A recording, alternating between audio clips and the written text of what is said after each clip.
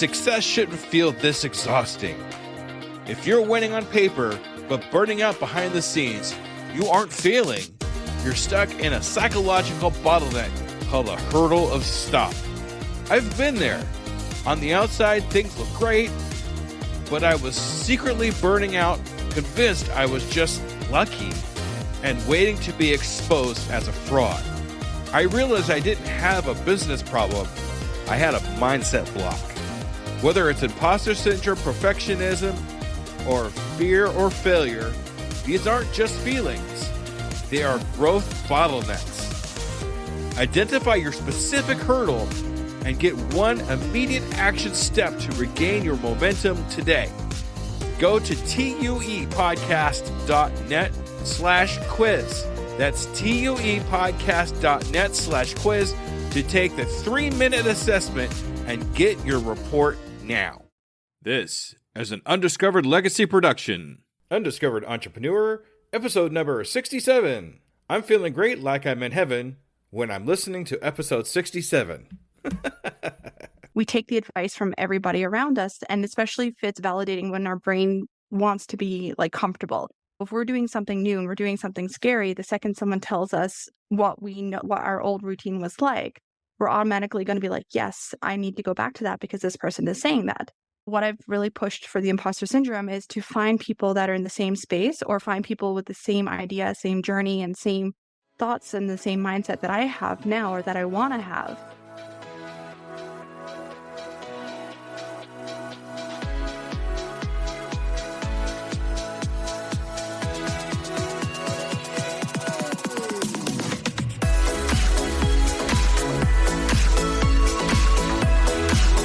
Welcome to the Undiscovered Entrepreneur, the podcast where brand new entrepreneurs come to life and could quite possibly be discovered. Join me, DJ Scoob, and the rest of the Scoob Believers as we help these new businesses become a reality. And now, away we go!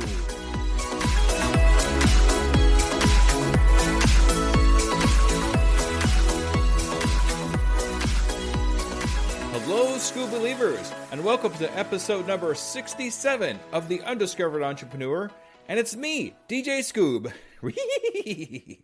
coming at you at whatever device you happen to be listening on. Okay, so first we're going to talk about the Scoob Believer of the Week, and the Scoob Believer of the Week is Rafael Morn.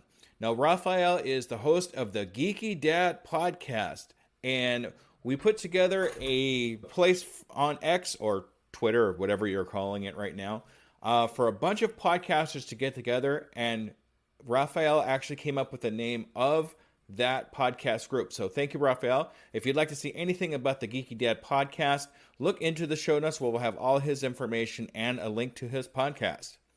So today, our brand new entrepreneur is Fiona Redden. Now, Fiona Redden is a holistic life coach that uses essential oils for self-care. You're going to see or hear a lot about self-care and how we can take care of ourselves.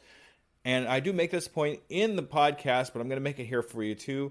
If you can't take care of yourself, how do we expect to take care of other people? So we're going to learn a lot about that. So let's take a listen to Fiona Redden.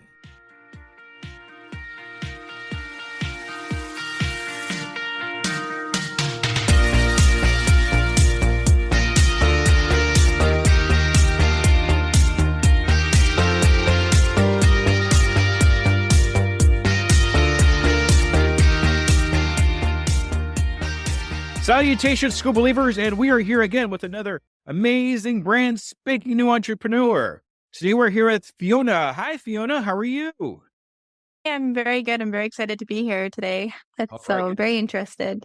Awesome. Thank you so much for taking the time out of your day and talk to us on the Undiscovered Entrepreneur. We really appreciate you. Yeah, it's really good. I appreciate being invited. Very interesting. I know we spoke a little bit a couple of weeks ago, and I thought it was I'm interested, went and checked out your podcast, so it was pretty cool. Oh, I really appreciate that. But I do have one kind of semi-serious question to ask you. Okay, you ready? I'm ready. All right. Are you a Scoob Believer? Yes, absolutely. All right. It's been really good. Very inspiring. Oh, boy, that's awesome. Thank you so much for being a Scoob Believer, Fiona. I really appreciate you. All right. So if you could just do me a favor, Fiona, and just give me a little bit about who you are, what your entrepreneur adventure is, and how long you've been doing it for. Yeah, I'm a self-love coach, but I teach it as an actionable skill instead. So I just recently started to launch into my coaching program. I also do doTERRA essential oils. I did a lot of coaching and a lot of supporting and teaching with that to be able to help people with a more holistic well-being and lifestyle. And I've also been a manager for over 20 years. So I've got a lot of experience with supporting teams and being able to work with different styles of people and different personalities. So I'm taking all that experience to put into the self-love coaching. I used to struggle with the self-love and I learned a lot and I started to really appreciate and value how much it is and then understanding how it's like the center of a lot of stuff. So I got really excited to be able to share that with other people. Okay, that's awesome. Yeah, self-love and self-care really super important, even in an entrepreneur adventure, because if we're not taking care of ourselves, how are we going to be able to take care of somebody else or understand their problems and their own needs and things like that if we're not taking care of our own? Yeah. And I find too, as society, just a lot of what everybody thought 20 to 30 years ago is so different now. And those principles and the way our mentality was can't apply anymore. So I really like how a lot of people are transitioning and changing and they're recognizing the importance of self-love and self-care and that it's not selfish and indulgent or anything like that. So it's pretty awesome.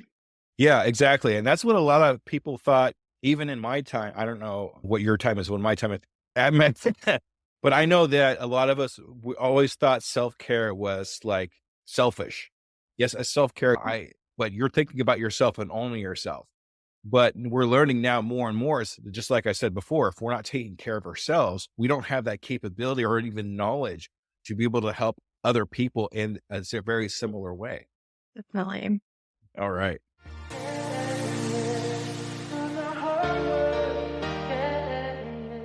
I really like to know what kind of got you started in this. What was your first kind of experience getting started? What was that like? As a teenager growing up, I never liked myself. And I always used to joke saying that if I was a person that was not myself and I had to be friends with me, I wouldn't be friends with me. And I kept saying that for years. And then I had one person question me on it and I got upset at him. I'm like, what are you talking about? I don't like myself. Why would I want to be friends? And it really got me thinking a little bit, but not enough to make any changes. And then about 5 years ago or so, I was diagnosed with bipolar and then ADHD. So then I really didn't like myself because I was like, I couldn't trust my brain because it was doing all kinds of funky stuff and changing moods. And I didn't know what was me, what was that, and how to actually behave and everything. So I went through a lot of struggles in a really dark period. I moved about the same time that I was diagnosed. So I was trying to try to take care of myself, be more aware, but I didn't realize how much work it takes to learn to be very self-aware and be able to regulate yourself. But I did start riding horses and doing a lot of riding lessons, which I enjoyed. And by learning and riding, I learned a lot more about being present and being in the moment and how your intention and your energy. So it really taught me how to manage my energy because again, with bipolar going that big up and down with the moods, it's very hard to regulate that riding. And then I went from riding to volunteering at the ranch and then working with the horses for groundwork. So now any of the horses that have a bit of low self-esteem or they're not very confident or they just a little bit green, then I work with those horses. So now I'm teaching horses to be more confident and to be more secure in their own selves and stuff like that. So I thought it was pretty amazing. And by learning with the horses, using the essential oils to really learn to accept myself, the emotional side of them, I really learned more about self-love. And one of the classes that I taught for essential oils last year was on self-love. And I really dug into it a lot more. And then that's again, like where I got really excited about it. And I learned there's so much to it. But then I also noticed that a lot of people look at it as from the passive way. So they're like, oh, like when you're talking to someone, it's okay, give yourself grace. You tried to do the best you could, but it's fine if it doesn't work out. And I know that's a lot of advice that I hear very often for people. And then when I ask them what they think about self-love, they just say that, oh, it's loving yourself, being best friends with who you are. And it took me a while to go from hating myself to being like, okay, I accept myself and I do like myself and I like spending time and I appreciate myself and I like myself. And then to continue moving it forward to loving. But then I also realized there's a huge gap in the fact that, yeah, you could give yourself grace for not accomplishing what you planned on doing and be kind to yourself.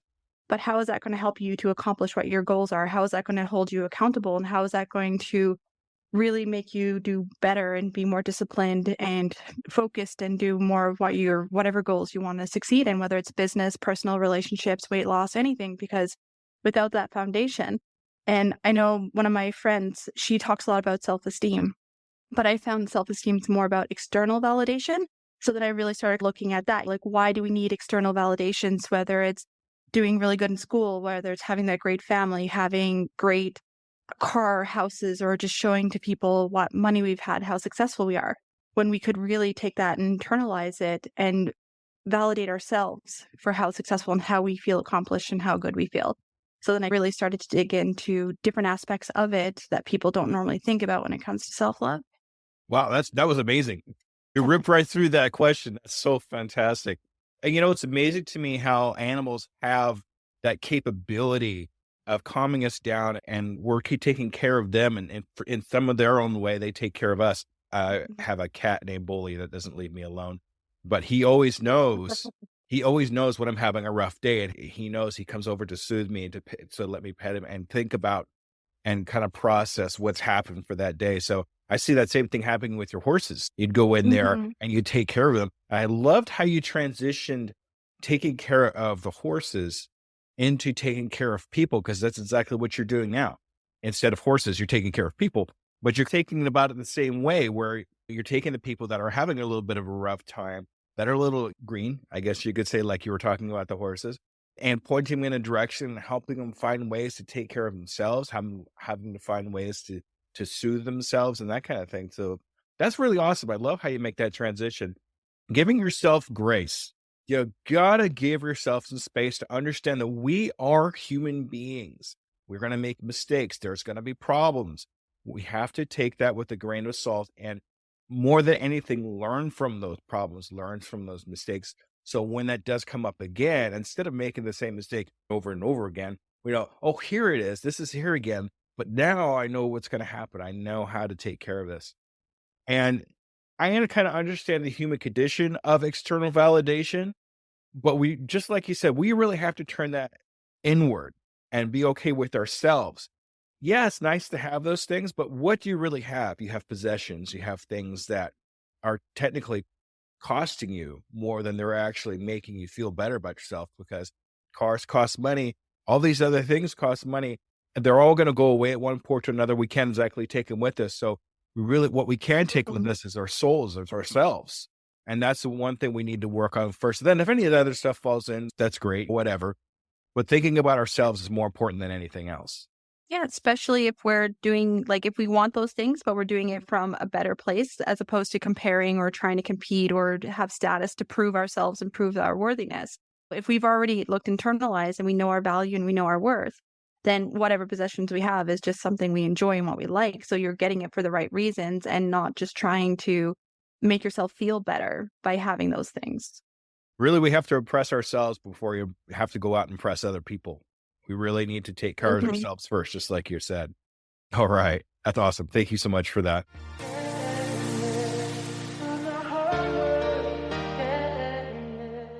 Getting started, you explained a little bit in your opening statements, but when you were getting started, what were some of the pit problems and problems that you actually had starting your actual entrepreneur business?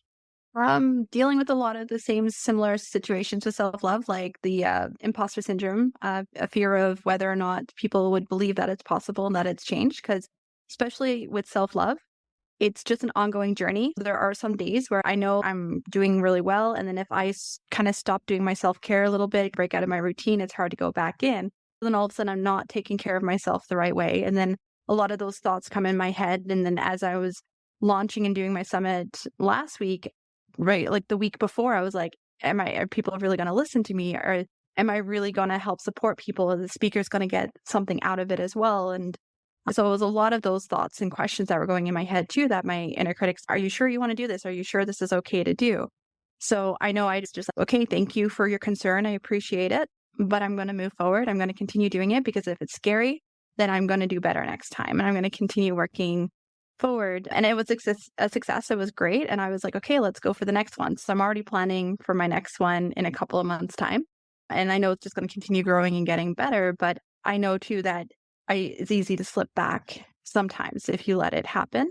It is one of those things that it's a constant battle. And if I'm not careful, then I could easily think the same thing. So then also when I start thinking of, well, you're not doing your self-love, then how are you going to help other people support to do them? So again, that's where that a little bit of an internal battle keeps going through. So that's a bit of the pitfalls as well. And part of it too, when I didn't like myself and I said, why would I be friends? I struggle a lot with thinking people would choose me. So that, again, I know a lot of times with businesses, we are our own obstacles and we are our own bottleneck. By thinking and having that energy in me that people aren't going to choose me, right away, I'm already stopping my efforts and energy to go forward. It'd be different if I was like, oh, I've already had a lot of people that are saying, yes, I want to learn from you. Yes, I'm interested in that. I love what you're saying. And instead of acting and having those intentions in my head, if I'm like saying, oh, no one will choose me, then I'm cutting off a lot of those people and those interactions and communication before it happens or before it gets to that point. So that was the very first part. About 6 months ago, it was a huge struggle. And I started doing my daily affirmations to say that people will choose me and explain the reasons why. And as I was going through my journey and learning more and just learning about the business and learning how business works and how to start up my coaching, I really got a chance to work a lot on my mindset and learn what type of mindset I'm interested in and what actions to take to support to get there. So it has helped minimize a lot, but it has been a huge growing part in the first part of my business. It's mostly been more about me and learning who I am versus getting to the clients and helping them. It was very similar for me too when I was first getting started, because I come from a background where people really didn't support me as much as I really wanted them to. So a lot of their blah, blah, blah would be going through my head whenever I came across somebody that says, hey, you can help me with this. Can you help me with that? I would say yes, but at the same time, it's like, why is this person asking me for help? What do they want out of this thing? And then you get a little bit scared about the whole thing. Why are they actually choosing you? So I really empathize with you in that aspect. I really do. The inner critic is a really key component for what we go through with people, you and me both, actually. We have a lot of similars when it comes to that too. Something that whenever I hear something about that, I think this is going to be a little weird. I don't know how you are about, but there's this thing from Star Wars. It's an animated thing. It's Yoda, and it's Yoda having to fight his darker self. And he fights and fights, and for some reason, he just cannot defeat his darker self. But once he accepts the darker self as part of who he is as a being, he's able to basically absorb him into himself and accept himself for who he is, with that darkness being part of it. And that's something that when I saw that cartoon, and it's funny, it was a cartoon that like made my brain go explode for that particular part. But I took that into myself too, because I used to come from a pretty dark place myself too. But once I accepted that dark place as part of who I am, I was able to control it and not have it sneak. Now, every once in a while, it sneaks up on you. It happens. But when it does happen, you're able to control it a lot better off than you were before you accepted it. So that's something I was thinking about. Yeah. When I was talking with my friend, like my previous business partner that was going to do the coaching with me, but we had two different views, we decided to name our inner critic as Snippy. So again, we create a character, we created a cartoon out of it. So that way, then we can be like, okay, this is his thoughts. This is his questions. This is his motive. What am I thinking? So that way we can separate it a little bit. But what you mentioned about the dark side is one of the things that I talk about often too, because a lot of times people suppress all the negative stuff and they're like, I shouldn't be feeling this. I shouldn't be angry. I shouldn't be sad. I shouldn't be dealing with these dark emotions or any of those resentments and everything. But I find that they're there for a reason, and they were created for us to learn and grow from them. If we're ignoring it and we don't accept it, then we're basically ignoring a part of us. So it's hard to love yourself if you can't love every single part of it and be able to grow from every single part, including the dark side. Exactly. I love that. And you make a good point. Sometimes we have to get out of our own way. And that's a part that really struck me too when you were talking in there. I find myself that's the thoughts that we have. Why are we doing this? Why is this happening to us? Are you good enough? And you're like, of course you're good enough. Somebody's talking to you right now. You wouldn't be doing this right if nobody was talking to you. You think about that. But I think the biggest thing of everything that you talked about just now, imposter syndrome.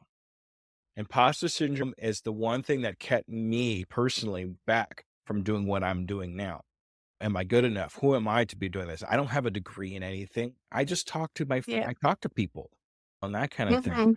Did you have some kind of affirmation or something that you do to get over that imposter syndrome? A lot of it was related to the people choosing me. So again, because if they choose me, then it's because I know and I've attracted them to be able to support them. So it was, I am worthy, and people choose me because I am passionate. I have compassion and I'm caring. I'm a resourceful thinker and problem solver. I give positive energy to people. And can't remember, there was 5 different things, but I looked at stuff that I really liked about myself and stuff that I felt was a bit different than a lot of people. And I really worked on focusing on those ones, as well as getting a chance to be like, okay, it's scary. I'm speaking about stuff and I'm trying to break a bit of the mold for the self-love. So it's not so passive, and I'm trying to challenge some of the thoughts that people think about it. So I know it's going to be a bit harder and you're going to get that resistance. So I'm just like, that resistance is good because that can either help me explain better or just learn what direction. So that way I can help with that imposter syndrome and everything. And just knowing that one of the things that I did recently learn too, because my summit was about a 7-figure mindset. And I know I'm not there, but I'm like, there's no reason why I can't have that, and just already be thinking about it and just be like, what's that person? What's their life like? And just start to visualize that. And I remember having a conversation with my family, and I made a comment about something related to, I think, expenses or whatever. And then right away, they're like, especially for the doTERRA essential oils, because again, that's like the network marketing. So that has that unfortunate bad rep, which I think is completely crazy. People who don't understand how it sets up is the ones that talk about it. But they were like, oh, you should just quit because you're never going to get anywhere with it. You should just focus on a regular job and stuff. So that made me realize, I'm like, okay, thank you. I appreciate your opinion. But at the same time, their mindset is different than mine. So I knew I couldn't take what they were saying. And a lot of times with imposter syndrome, we take the advice from everybody around us. And especially if it's validating when our brain wants to be like comfortable.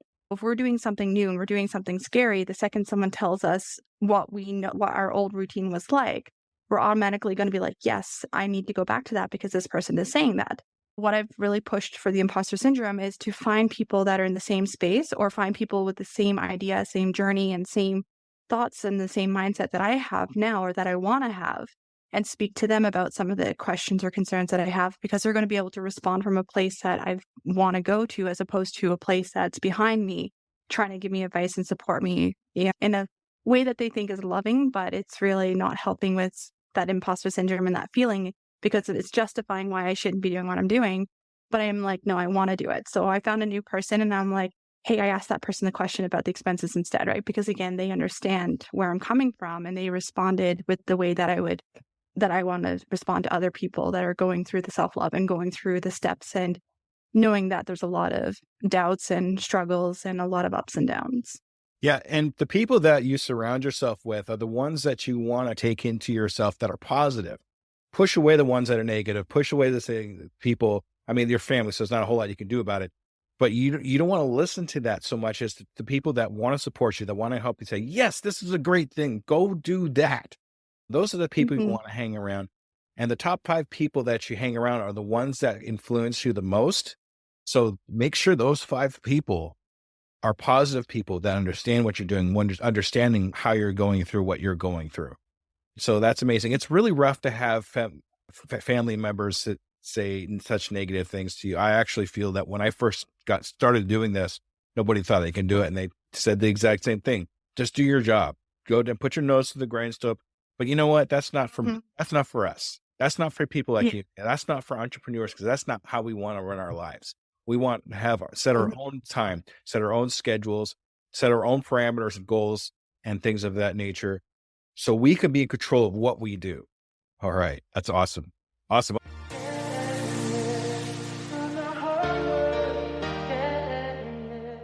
All right. I'm just so excited.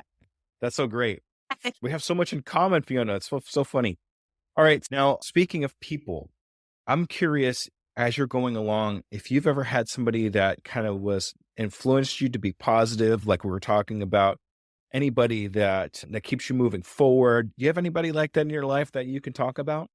I have a few. The owner of the ranch that I go to for the horses, she's really taught a lot of that. So she does a lot of the tapping, and she actually does equine assisted learning.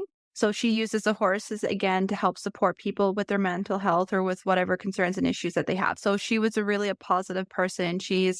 I was always one of those ones that was always anxious about stuff and thought everything was a big deal. And I was constantly moving all the time. And she was just like complete opposite, right? So she really taught me a lot of those things. And she let me, because I helped volunteer for her and I helped her with the EAL sessions, she actually let me go through some of them so I can learn from the person's perspective what it's like. So it was very empowering to get that opportunity.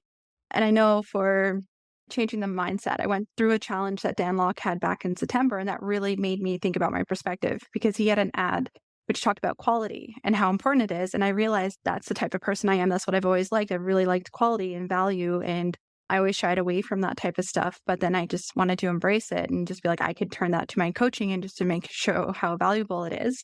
And that again led to that more in depth for the self-love and more challenging, because as opposed to just being like, oh, I'll teach you how to love yourself, but to be like how to actually take that and just propel yourself forward and just be able to wake up every day being like, okay, I'm practice my self-love for today. I'm ready to move forward and help prevent a lot of those big, huge setbacks and challenges. Like when my friend had left the business back in October, I sat there being like, what am I going to do? Like everything's changed now. And I gave myself like that half hour to deal with it, go through the emotions. But then I was like, but obviously we were struggling and it wasn't working. So I was like, what did I not like from what we were doing? What would I like now instead? So it really helped. Going through that training with Dan Locke really helped put me in the mindset of what I actually wanted. And it really changed my perspective on my business and how to improve it. Those negative things happen to us every once in a while in our lives, but it's how we handle those negative things is really what makes us who we are as a person, who we are as a human being. You can either spiral out of control and just, okay, throw your hands up in the air and say, okay, I'm done with this. I'm not going to do this anymore. Or you can make it your own, right? Or you could make it whatever you want to make it. You have the capability, you have the knowledge, you just need to go out and actually do it.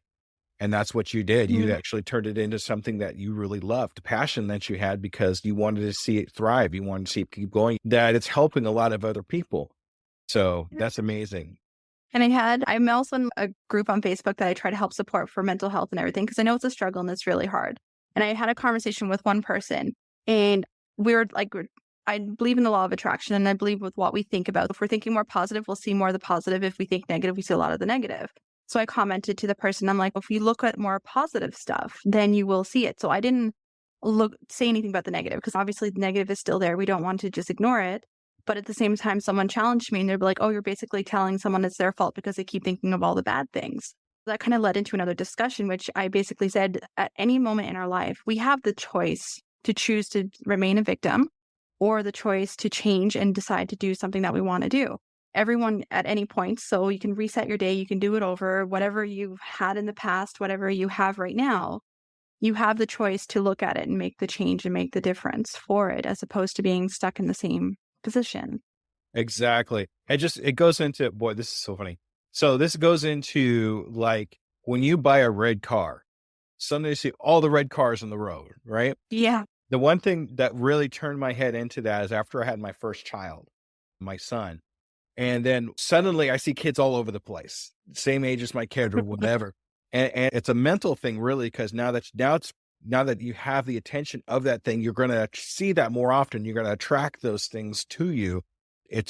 I'm not trying to be overly woo-woo, but at the same time, it's exactly how that works. So when you're telling somebody, hey, think more positive things will come to you. That's the kind of mentality we need to have, not so much as like the other person was saying, no.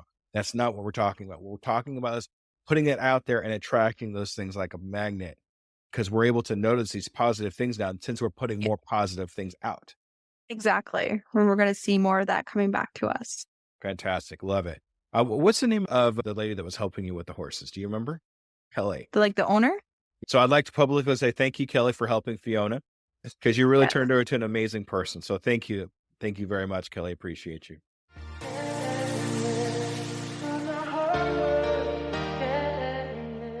Now, what I'd like to do here is find out a little bit about you in a different way.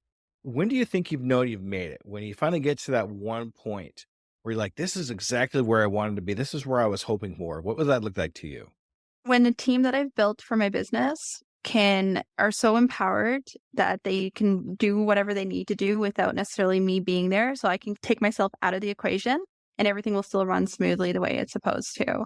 And also to take that information and knowledge and pass it along to my son so that he grows up with the right mindset and not like one of scarcity or not one that's worried about stuff. So if you don't mind me asking, how old is your son? He's 6.5. It's like, cutie. Yeah. That's awesome. My son just turned 17 and I have a 31-year-old. So it's a weird situation there. But it's good to be able to pass that along to the younger generation, because that's going to be the people that's going to design our future. And as long as we're giving those young ones the positive attributes that we're hoping that we can pass on to the next generation, it's just going to make a better life for us in the future. And so on. And I really feel strongly that this is how we're going to change the world, is passing on these positive teachings to the younger generation so they can use it to make intelligent decisions, good decisions, not spur of the moment decisions that just sound good at the particular time. So that's a great aspiration to have. Yeah. And I find too, again, with a lot of what I've been learning, what I wish I knew when I was younger, but at the same time, knowing that knowledge about self-love and that knowledge about how important it is and the knowledge about not working hard. And a lot of our mentalities are so different that what we, even 20, 30 years ago, we wouldn't have learned it. We wouldn't have grown up with it. But now having that ability to teach it, I know he's 6.5, but I try to work on with him with delegating and planning and time management and just being able to appreciate and understand and do gratitude and really pass on more of those positive ones, as well as being able to be like, here's your money, let's help you work on managing it. He has to split his money up into the different percentages when he gets it and everything. So I want him. And I know one of the things that Dan had taught too is everyone's afraid to talk about money and they're afraid that it's such a bad thing and you're not supposed to say anything about it because it's just a taboo. So I'm like, well, it's okay to talk about money. And I know a lot of people I talk to, they're going to give me these weird looks when I start saying, hey, money is good kind of thing.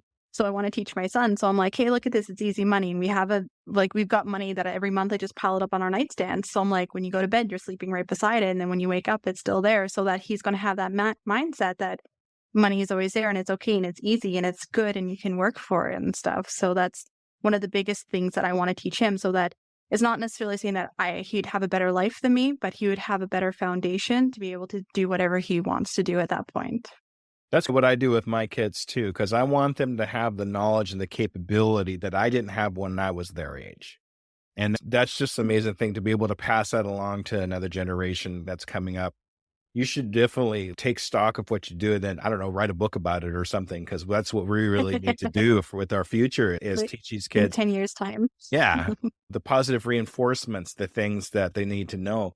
And when I was growing up, here's your allowance. Don't go spend it all in one place. That was pretty much my financial. Right. Or go to the store, spend it all in candy, come home, or you did one of the opposite, either spent all of it or you saved all of it and you didn't spend any money. And both of those are definitely poor management for money and stuff. So I remember when he was like 3 or 4, I was going to try to get him to start doing a bit of chores, and I wanted to teach him. And what originally I was going to do was, here's how much you earned from the chores that you did. So I'm going to take 25% for your rent and then 10% for food. So I was going to take the money back from him so that he can learn to budget and know that bills are a part of life. But again, now we have those jars that Harv Eker had mentioned with the 6 different ones. So now I've got him to do that on the weekend. So I'll get him, and I gave him one for once a month. And I'm like, no, I want him to do it weekly, because again, the more often he does it, the more he'll practice. So I'm hoping that when he actually gets his own job, he'll have that habit already in place. So he'll already be setting it up and separating everything out.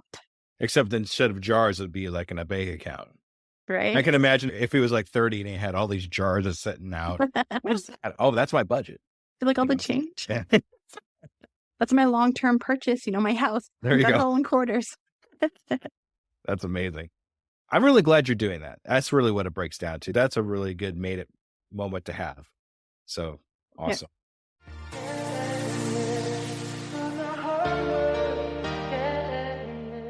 I understand what you're doing with the holistics and the oil, essential oils and things like that. But if you were to meet somebody that wants to do a similar entrepreneur adventure as you, what kind of advice would you give them? What steps would you have them take?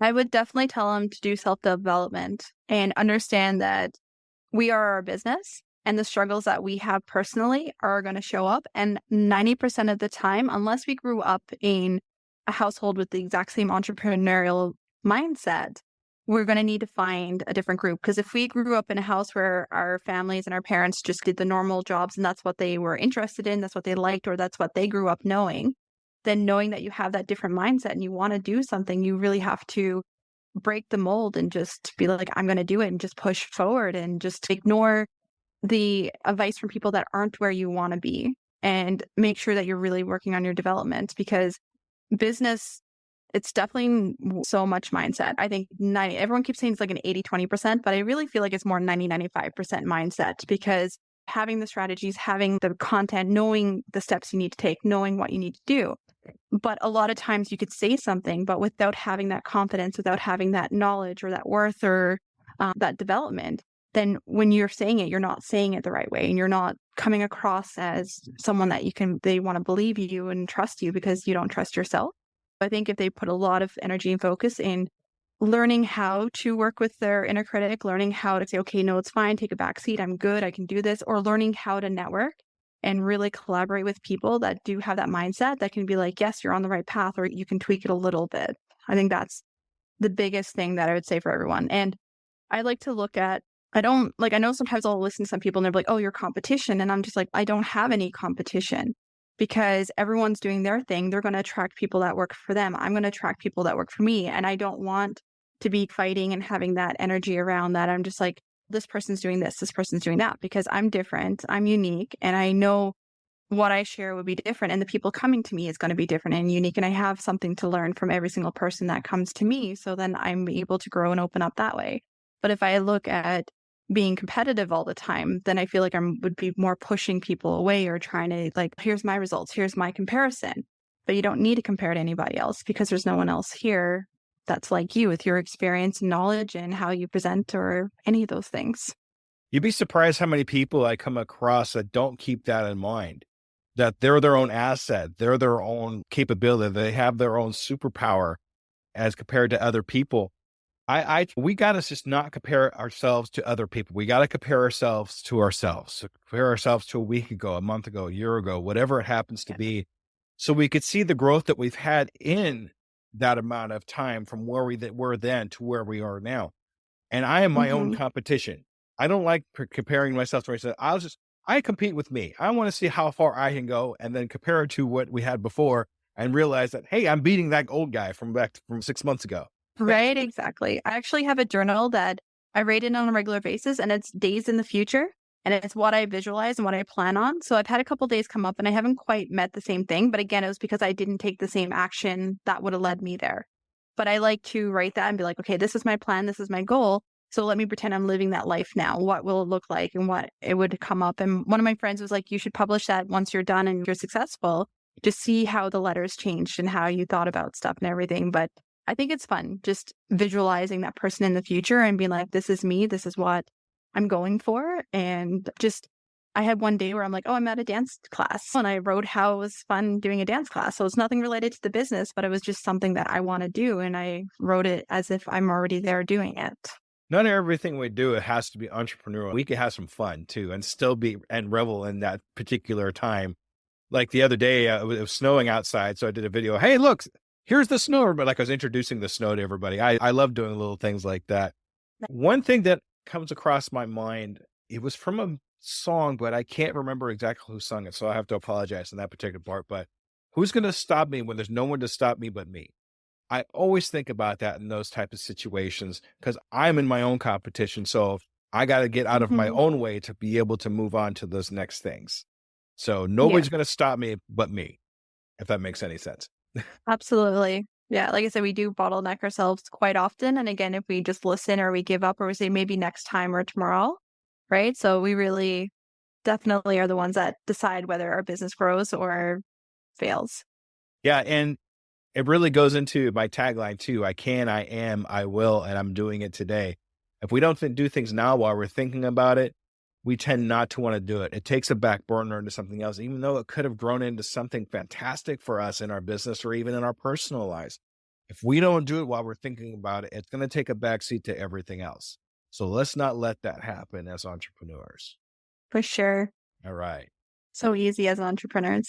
Yeah, it is. It really is.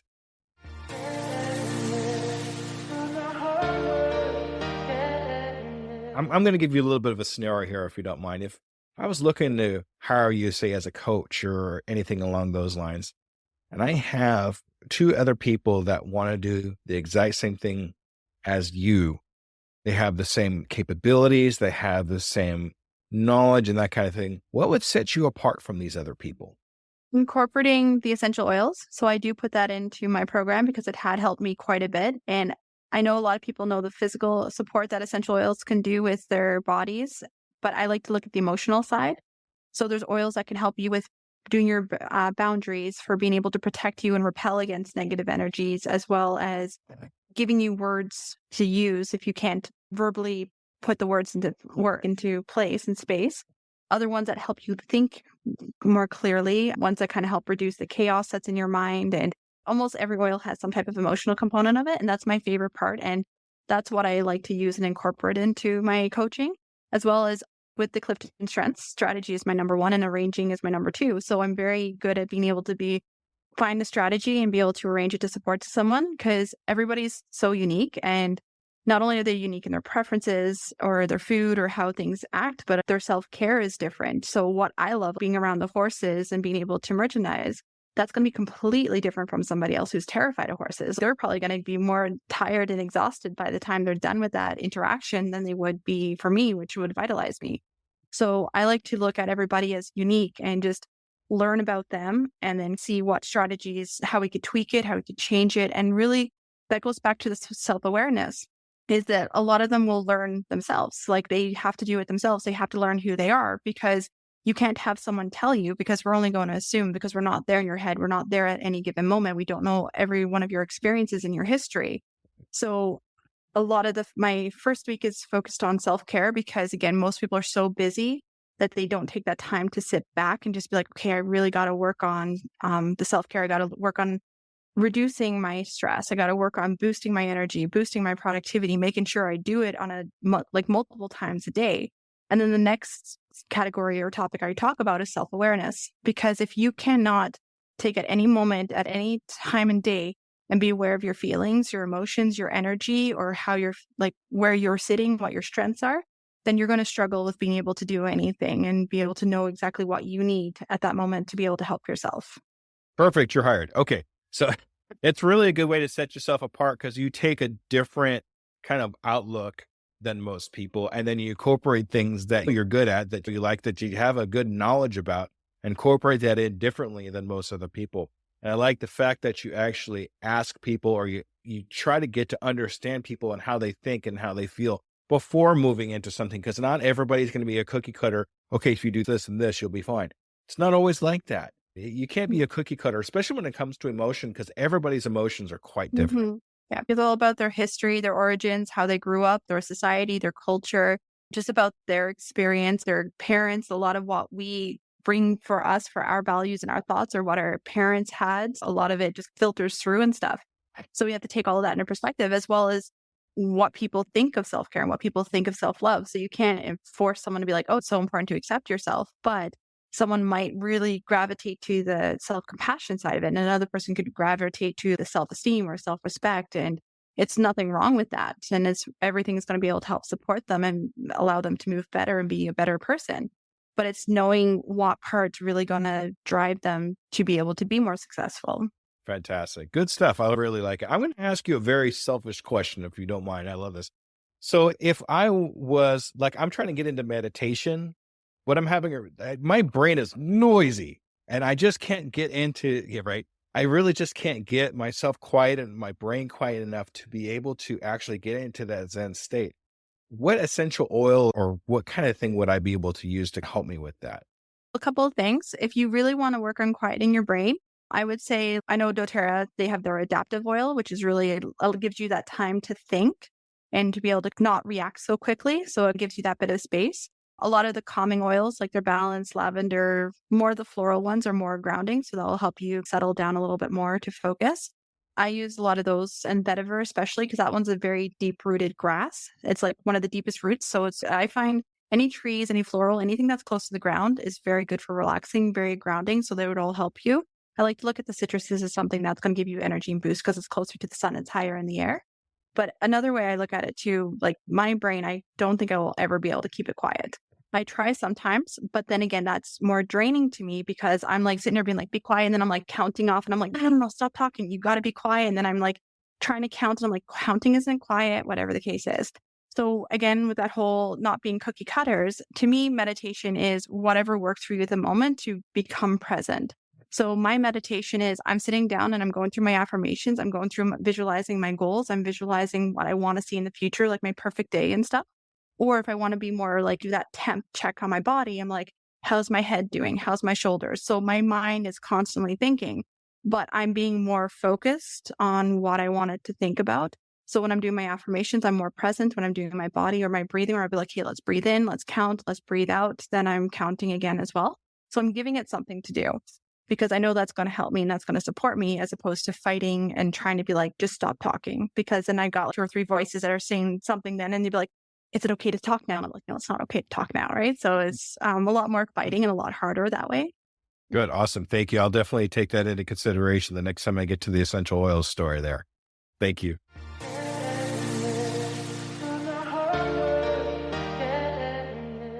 This is my favorite question, but I did steal it from another podcast. So sorry, everybody. But what is the one question you wish I would have asked you, but I didn't? I always have somebody that's really ready to answer a particular question, and I never get to ask that question. So what is that question, Fiona? I thought it, like when I went through the questions, I was thinking about it and I couldn't really think of anything that would be interesting. I know one of my hobbies, if you ask what kind of hobbies I'm interested into, what I find really fun, is I love writing young adult dark fantasy novels. So one of my friends is like, when I was reading it to her, she's just like stepping back. And then she's like, you're a self-love coach who's all about positivity, but yet you're writing a lot of this dark type of material. And I'm like, that's just, again, that's knowing what I like and my strengths and what I enjoy. So I have fun writing that. I'm hoping to get that published. I was working on editing, so it's taken a bit longer to edit, but just be able to write those series and have fun with it and a little bit more on the dark side. I'm going to put you in touch with a guy who I used to work with who writes a dark novel a month. Nice. So he has a lot of the same kind of writing mindset as you do. If I could put you in touch with him, I bet you he can give you some fantastic points. He's been doing it for a couple years. He does self-publishing, so he doesn't have to worry about any of that other stuff. So his name's Jude. I can't remember his last name, but I do have him on my Facebook. I will definitely have you guys touch base with each other. I'm sure he can help you out with that. It's fun. I was writing one before and I was doing it for more of a younger age group, for 16, 17. But then when I started to do my new series, because I kept trying to publish that one, but it was demons in it. A lot of publishers were saying they didn't want to do demons at the moment. But then I realized now that I wanted to make it even darker. So I want to go back and just make it even more crazy and harder and a lot more twists and turns and a lot scarier and stuff. I think it's fun. It's out of the normal. It's not what you can do every day and stuff like that. And it's nice to just be like, what can they do now? What can they do? And I like a lot of those hate to love relationships. So they hate them, they're enemies, and then they learn to embrace themselves and accept them, who they are and the person that they're with, and just move forward from there. Awesome. Now that you've said it in the podcast, you're going to have to do it. It's out there now. Yep, that's right. Okay. That's awesome. It's great to have that outlet. Not everything has to be money and headset. Sometimes you got to have that escape, have that extra 20% where you can just be yourself. That's a great thing to have, because who knows what could come out of that, right? For sure. Right. It's exciting.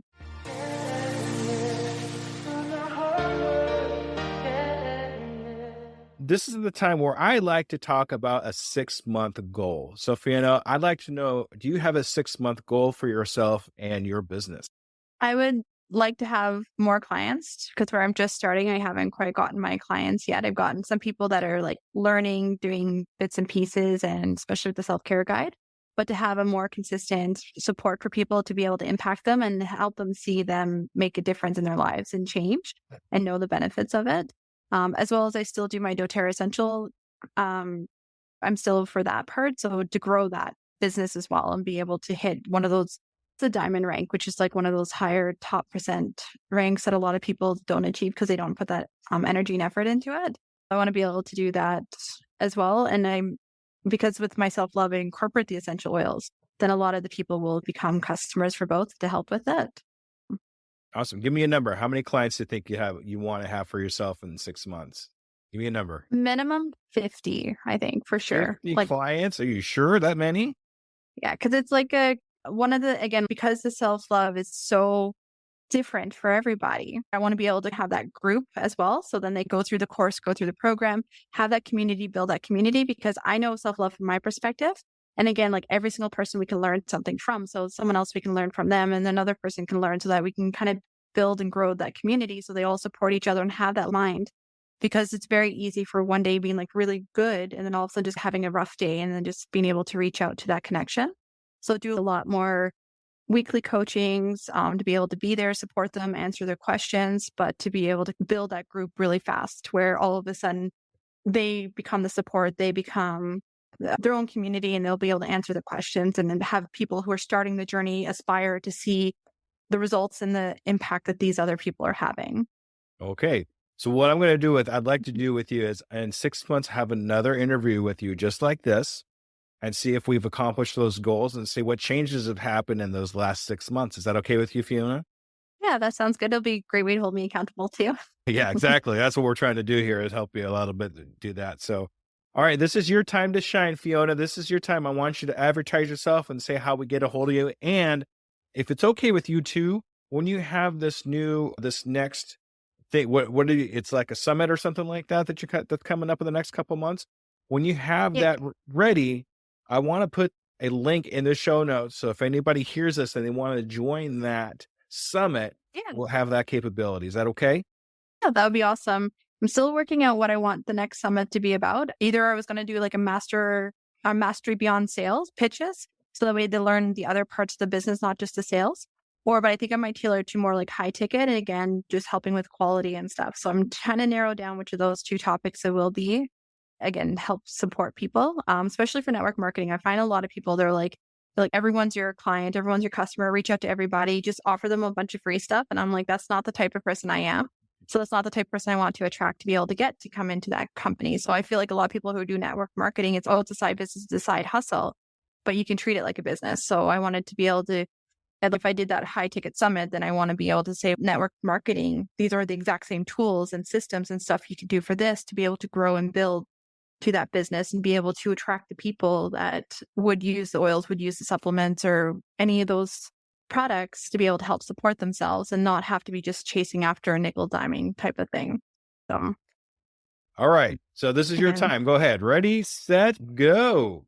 Right now, mostly Facebook, Fiona Redden. My Instagram is Fiona.Redden. And I have a website, but I haven't created it yet because I wanted to make sure when I get it set up that I'm actually going to be able to use it. So I've been working a lot more on the live launch. So in the next couple of weeks, I'm going to have the live launch for my boot camp to start running people through that first couple of weeks and get the feedback, really the beta. So it's a lot of the beta pricing to get their feedback to really make a really good program based on what all their knowledge is too and what works for them and their perspective. Because I know, for example, I said self-care for me, relaxing, a bath is relaxing. So I do that for relaxing. And I was like, yeah, it's more than just baths. And one of my friends who is really good at self-care and self-love but baths energize her. It gives her creativity. And that's where she does a lot of her thinking. And I was just like, I was humbled because I was like, my perspective was my perspective. It wasn't someone else's. Really getting that chance and that opportunity to grow into that part. So right now, it's mostly Facebook and Instagram where people can find me. Awesome. So we're going to have that attached to your profile on my website. So if anybody wants to look up Fiona and have that information, it'll be right there with my guest page on my website, uepodcast.net. Yeah, absolutely. All right, Scoob believers. Fiona, thank you very much for being on the Undiscovered Entrepreneur. It's been a real treat. I really enjoyed talking to you. You as well. It's been really good and fun. And like you said, we were a lot of us very similar in what you were explaining to. Yes, that's awesome, right? So it's nice to have someone that, like you said, to connect with and very similar. Fantastic. Hopefully, and we'll follow up with you in 6 months. Okay. All right, Scoob believers. Make sure you stay. Yeah, absolutely. Make sure you stay tuned for the wrap up. All right, everybody. Thank you. Bye-bye.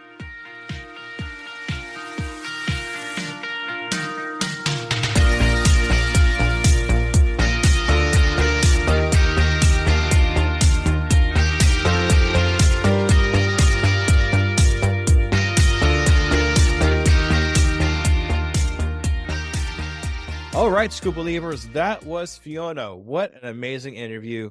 Loved talking to her. She had a lot of great information. It just poured out, just kept going. I was like, I don't want to stop her. She's got so much great things going on. I was pouring out of her like a waterfall. So I was like, go for it, go. But some great information from Fiona about imposter syndrome, giving yourself grace, self-love, all the things that we all need to be thinking about as entrepreneurs going along on our entrepreneur adventure. Make sure that you're taking care of yourself.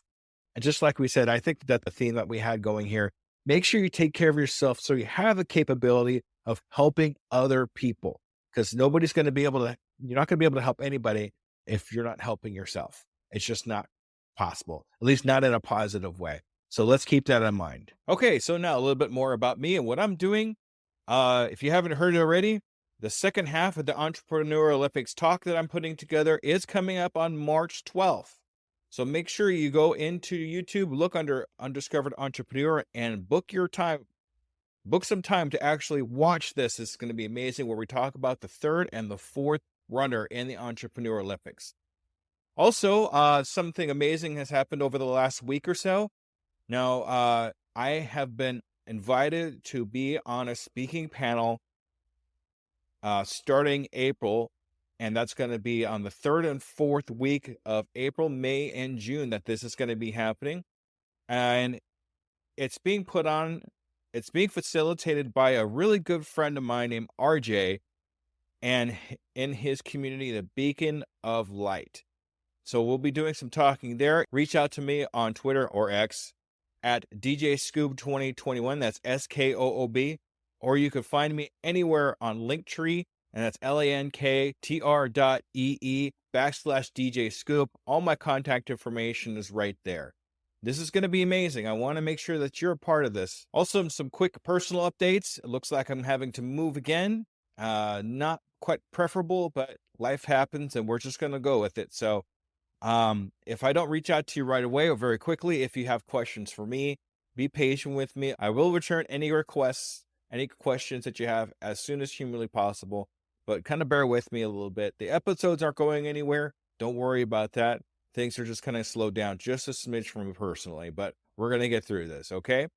And then I really want you to make sure you stay tuned next week for a very powerful coaching that I did with RJ, that gentleman I talked about just a few seconds ago. He was amazing, and he learned a lot. I want you to be able to hear what he learned, because maybe you could pick something up on that too. And please, if you have advice for entrepreneurs, for new entrepreneurs, go to tuepodcast.net/advice. Leave me up to 5 minutes of your best advice to brand new entrepreneurs, and that will definitely be on my podcast. So if you want to be on my podcast, no scheduling necessary, no weird editing or anything like that. Just 5 minutes of your time to be on my podcast, giving new entrepreneurs the best advice they have. All right, Scoob Believers, thank you for a great episode, and I will see you next week and on Friday for the next Undiscovered Advice. Thanks, everybody. Bye-bye.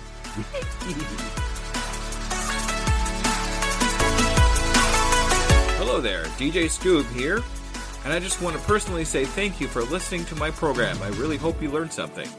Tune in 2 weeks to listen to another brand new entrepreneur. And remember, I can, I am, I will, and I'm doing it today. Hello, Scoob Believers. Let me ask you a real quick question. How many cups of coffee have you had today? 3, 5, 7? And let me guess, you've got a Red Bull in the other hand just in case, right?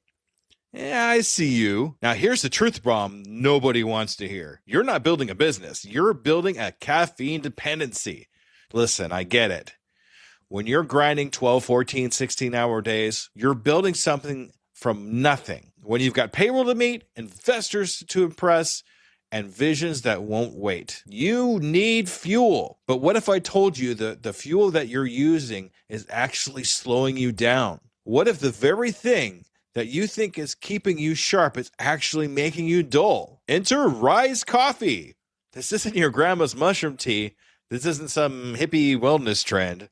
This is science meets performance. And here's what makes Rise different. Less than half the caffeine of a regular cup of coffee. But here's the kicker. You won't miss it. 6 organic powerhouse mushrooms, including cordyceps, what Olympic athletes use, and lion's mane, what Silicon Valley biohackers swear by. Sustained energy that doesn't spike and crash. We're talking smooth, clean power from morning to moonlight. Crystal clear focus without the jitters. Imagine closing the deal with calm, confident mind instead of the caffeine chaos. Gut health and immune support, because what's the point of building an empire if you're too sick to enjoy it? So here's the challenge to you. Stop borrowing energy from tomorrow. Stop running on fumes and call it a hustle. Stop wearing your caffeine addiction like a badge of honor. Real entrepreneurs optimize, real entrepreneurs adapt, real entrepreneurs win. You can't win if you're crashing at 2 p.m. while your competition is just getting started. Break the cycle. Head to risesuperfoods.com right now and use code PODNA15 for 50% off your first order. That's PODNA15 for 15% off. Try it for 30 days. If you don't feel the difference, if you don't feel sharper, calmer, more focused, more alive, then go back to your 6-a-day cup habit. But I'm telling you, we won't, because once you feel what real energy feels like, you'll never go back. Ditch the addiction, fuel your empire, and rise up. Rise Coffee, energy that builds, not burns.